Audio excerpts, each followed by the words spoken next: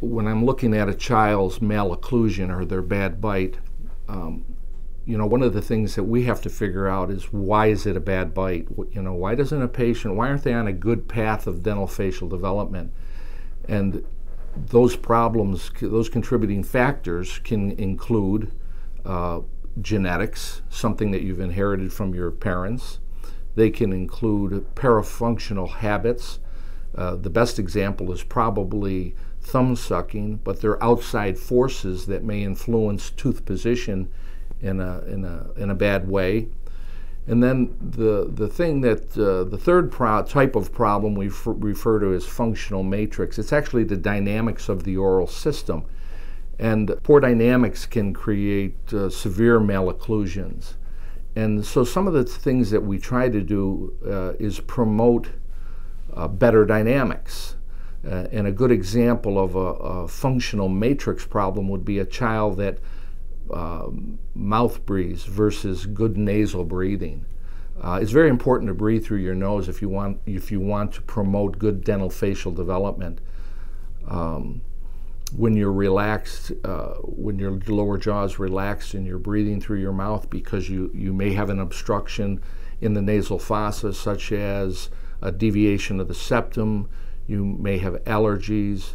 Turbinates in the nose might be hypertrophic. There's also in the nasopharynx, we talk about enlarged adenoids that can be obstructive. Any of the obstructions that you run into in the nasal fossa and the nasopharynx that lead to high levels of nasal resistance are going to lead to a patient that might breathe through their mouth all of the time.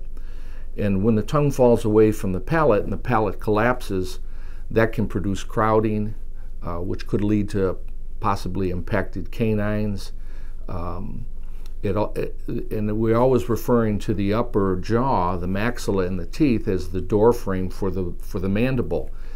If something warps the door frame of the door, there's not any way that you're going to be able to close it properly, or it's certainly not going to function properly.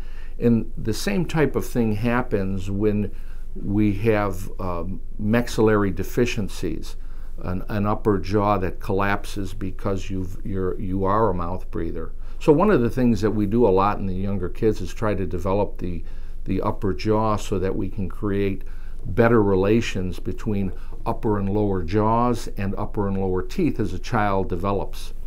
Another problem can also be with respect to promoting a mouth breathing habit, more so at night than during the day, is enlarged tonsils. We worry about enlarged tonsils not because they may be infected. We're concerned with tongue thrusting and also nighttime mouth breathing. I do have children that can breathe through their nose during the day, but when they hit the pillow at night, they're either breathing heavy or snoring.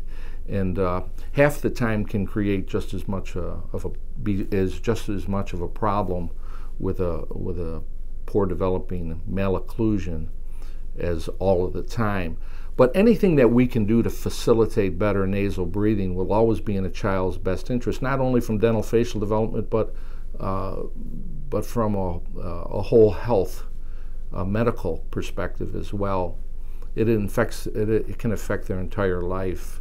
And sometimes we do a world of good for these kids just creating a situation where they're starting to breathe through their nose, which is important.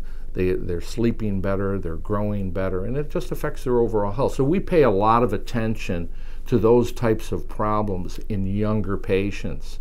And waiting till a patient is older and has all of their permanent teeth is not acceptable in our practice. These kids should be receiving treatment when they're young.